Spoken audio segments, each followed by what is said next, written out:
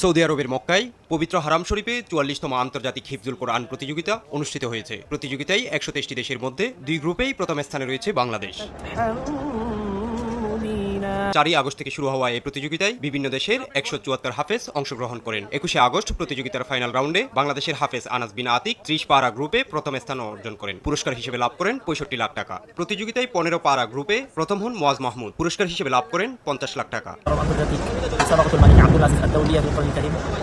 এই প্রতিযোগিতায় আল্লাহ তাআলা আমাকে ১২৩টি দেশের মধ্যে আমাকে প্রথম স্থান অধিকার ট্রফি দিয়েছেন। তার জন্য শুধু বাংলাদেশের ধারাটা যেন থেমে না থাকে আর কি। বাংলাদেশ প্রতি বছরে যেন বাংলাদেশ ভালো কিছু করে এবং বাংলাদেশের মুখ যেন উজ্জ্বল হয়, সবাই সেই দোয়া করেন। কোয়ালিটি সম্পন্ন আন্তর্জাতিক মানের still bar CSRM committed for better still.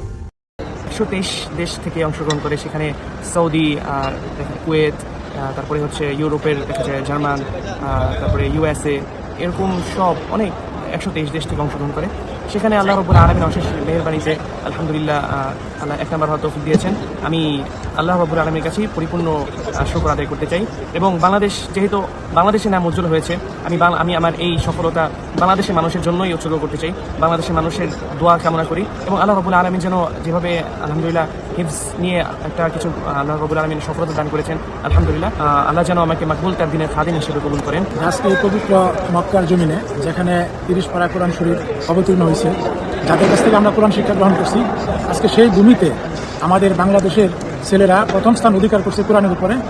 এটা আল্লাহ তাআলার কাছে অনেক অনেক বেশি শুকরিয়া, আমাদের দেশবাসীর জন্য গর্বের। পুরস্কার বিতরণী অনুষ্ঠানে উপস্থিত ছিলেন মক্কার ডেপুটি গভর্নর আল সাউদ বিন মিশাল বিন আব্দুল আজিজ আল সাউদ, দেশটির ধর্মমন্ত্রী শেখ ডাক্তার আব্দুল লতিফ বিন আব্দুল আজিজ আল শেখ, কাবা শরীফের ইমাম ডাক্তার আব্দুর রহমান আল সুদাইস, শেখ মাহের আল মোজাক্কেলি, শেখ আব্দুল্লাহ আবাদ আল জুহানি, শেখ তাওসারি সহ আরও অনেকে।